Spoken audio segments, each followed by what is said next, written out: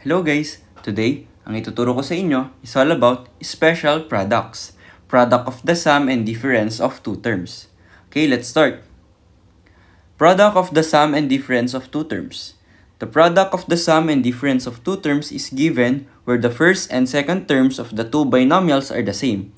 Hence, the only difference is the operation sign, given by the general formula.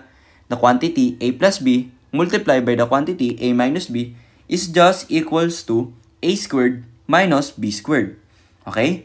So, sa madaling salita daw, meron tayong binomial multiplied by a binomial wherein yung first and second term nila parehas, ang pinagkaiba lang is yung isa positive, yung isa negative.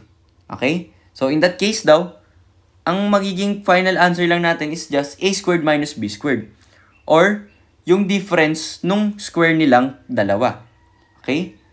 So, given naman siya dito by this general formula natin. Okay? So, apply natin siya sa ating example para mas maintindihan natin. So, for our example number 1, find the product of x plus 5 multiplied by x minus 5. So, as you can notice, etong x plus 5 and x minus 5, halos pareha sila. Ang pinagkaiba lang, etong operation sign, ito positive, ito negative. And dyan natin ma-apply yung product of the sum and difference of two terms. Okay? Dahil magkaiba sila, yung isa sum, yung isa difference. Okay? As also, as you can see, ito x, ito naman 5, ito 5 din siya. Okay? So, pareha sila ng first and second term. Ang talagang pinagkaiba lang is yung operation sign nila. So, in that case daw, pwede natin gamitin yung form na a plus b multiplied by a minus b is just equal to a squared minus b squared. Okay. Ayan. So, lipat lang natin to dito sa gilid. Okay. So, ayan. So, ngayon, i-identify natin ano yung A, ano yung B, para mas maintindihan natin yung magiging form niya. So, in this case, etong X, that is A, and etong 5, that is B. And also dito, parehas yan, ito yung A, ito yung B. So, meron na tayong ganitong form. Ang magiging sagot lang daw natin dito is yung difference ng square nila parehas. So, yung A squared minus B squared. So, in this case, yung A natin is X, i-square lang natin siya. So, x raised to 2 is just x squared.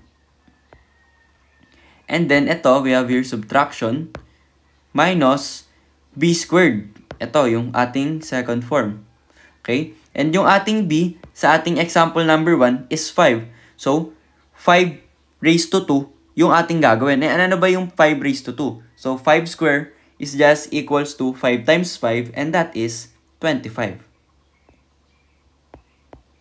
Ayan. So, ito na agad yung ating sagot sa ating example number 1 using yung concept ng product of the sum and difference of two terms given by this general formula natin. Okay? So, proceed tayo sa ating second example. Find the product of 3x plus 4 multiplied by 3x minus 4. So, as you can notice ulit, we have two binomials and then parehas yung first term pati yung ating second term. Ang pinagkaiba lang is etong ating operation sign. Yung isa positive, yung isa negative. So, in this case, we can use the product of the sum and difference of two terms given by the formula a plus b times a minus b is just equals to yung difference nung kanilang square. So, a squared minus b squared. So, in this case, yung ating 3x and yung a natin, and then yung 4, yun yung b natin. Okay? So, substitute natin dito sa ating general formula, which is yung a is 3x. So, we have here 3x squared daw. Okay? And then, itong b naman, so we have here minus. And yung b natin is 4. And then, sa general formula natin, naka-square siya. So, that is 4 square. And then finally, simplifying this, etong 2, i-distribute lang natin siya dito. Okay? Using yung ating power of a power rule sa ating loss of exponent. Okay? Pwede nyo siyang balikan sa ating previous video. Okay? Dahil na-explain naman natin kung ano yung rule na yan. Okay? So, we have 3 square. And 3 square is just equal to, so sulat na lang natin para mas maintindihan, 3 square, and then yung x, magkaka-square din siya, minus yung 4 raised to 2, or 4 raised to 2, rather, that is just equal to 4 times 4. And 4 times 4 is equals to 16. Okay? So, simplify naman natin to. So, we have your 3 square, and 3 square is equals to 3 times 3, and 3 times 3 is 9. And then, copy natin yung x squared minus 16. So, ito na yung ating final answer. Okay? So, let's proceed sa ating third example. You have here a plus 2 multiplied by a minus 5. So, in this case, as you can see, same yung ating first term which is parehas na a. Pero pagdating sa ating second term, hindi na sila parehas. So, in this case, hindi natin magagamit yung product and sum ng 2 square. Or rather, the product and sum of 2. So, in this case, hindi na natin magagamit yung product of the sum and difference of 2 monomials natin. Okay? Or yung ating form nga kanina. Yung a squared, a plus b multiplied by a minus b is equals to a squared minus b squared. Dahil yung ating b, hindi naman parehas. Or yung ating second term, hindi sila parehas. So, to simplify this, ang pwede natin gawin dyan is just FOIL method. Okay? So, dito, sa ating first example, not applicable na agad. Okay? Yung product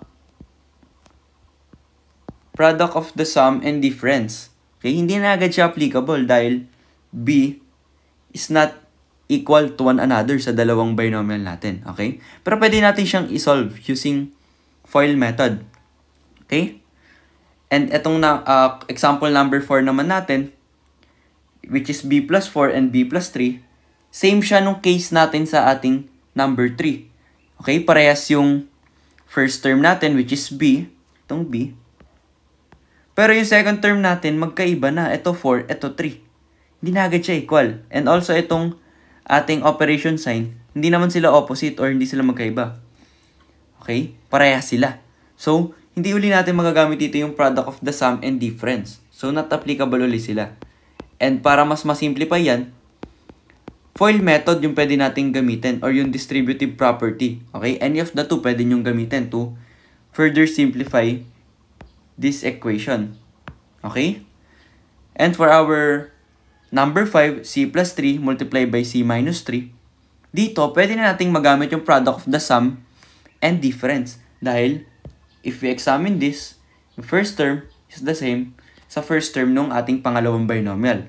And also, the second term is the same or equal dun sa ating second term ng ating pangalawang binomial. And etong operation sign natin, magkaiba sila. Isang plus, isang minus. Okay? So, in this case, we can use yung product of the sum and difference using the general formula na a plus b multiplied by a minus b is equals to a squared minus b squared. So, identify natin dito ano yung a. So, basically, itong c, ito yung a natin. And then, itong 3, ito yung b natin. Okay? So, sa-substitute natin siya dito. Yung a daw is c, so magiging c squared to. Minus, yung b is 3, so magiging 3 squared to. And then, simplifying this, we have c squared minus 3 squared is equals to 3 times 3, and 3 times 3 is 9.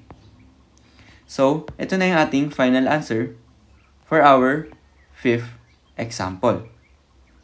And also, hanggang doon na lamang yung ating discussion all about the product of the sum and difference. And I hope may natutunan kayo sa ating lecture for today.